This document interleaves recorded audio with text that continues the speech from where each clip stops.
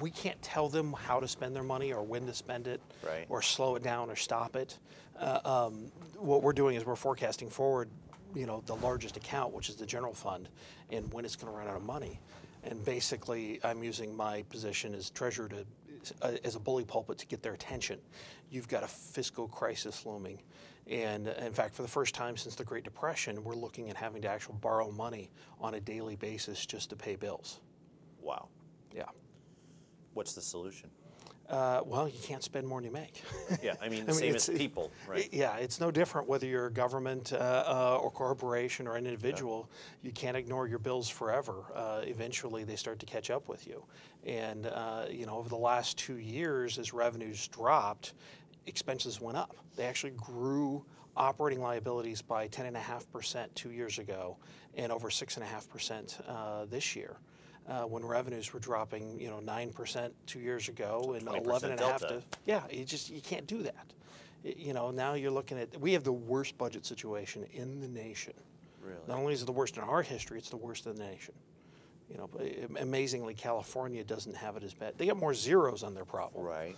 But ours is actually worse. So if you go into debt and start borrowing, I mean. Well, that's the other thing is we have a constitutional debt limit of $350,000. That's like a half an hour? I mean. Basically. Just you spend $10 million a day kind of thing is your number? Yeah, we spend, well, as of the end of the calendar year, we're spending $28 million a day. Okay. As the last day the governor, our previous governor when she resigned, was $30 million a day. We're only making 22.4 a day. So you're talking almost $8 million a day you're spending more than you make. So you're eating in your reserves to do that. Yeah. But that's obviously going to come to an end at some point. Yeah. We had just 2 years ago in January, we had $2.4 billion average balance every day in January in the general fund. A year ago was $1.8 billion. Now we're looking at probably somewhere in the sixes, $600 million. People have to understand that with a systemic problem, you need a systemic solution, and that goes right back to why did people make these decisions? It's not a matter of let's write a law because somebody will figure out a way to get around it. Every law has its loopholes, but if you teach people, hey, this is the right way to do it, and you're going to make more money in the long run, or you're going to live better in the long run. If you do this, then people will. If they know that there's something better over the horizon as a result of that. Nobody's ever been taught to think long term in school. Everybody's, and of course, Madison Avenue wants you to buy this today, instant gratification, and so the consumer market, the advertising market, won't ever support long-term planning and solutions because that's not good for their bottom line.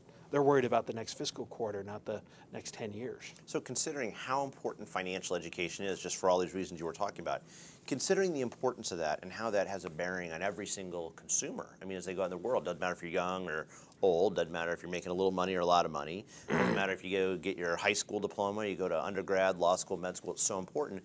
Considering how important we've just been talking about it is, why does every school in this country tomorrow not mandate, require, and begin teaching financial education? Because two things. One, education has a lot of traditions, and they're in many ways very much set in their ways. It's hard to move. It's one of the largest government entities we have. And with government, it moves in two speeds, slow and reverse. And anytime you're dealing with government, it's always that way. And so to get them to even though you've got a tremendous priority, it's going to literally take years for that to filter through and move the ship of state in that direction, even though it's the right way to go. You've got to educate the teachers. You've got to, well, first of all, you got to convince people that this is something that's worth doing. There's not enough time in the day. I mean, my mom was a teacher. My sister-in-law is a teacher. And there's always more you want to do than you have time to do. And so as a result, you've got to compete with these other things. And so I think the key to making this work is to show them that it isn't a competition. And that's maybe in some ways how we need to try to change what the financial literacy organizations do is show we're not competing for your time. We're supplementing. You can teach the same things through an integrated method and not actually lose time. You can actually meet multiple goals at the same time.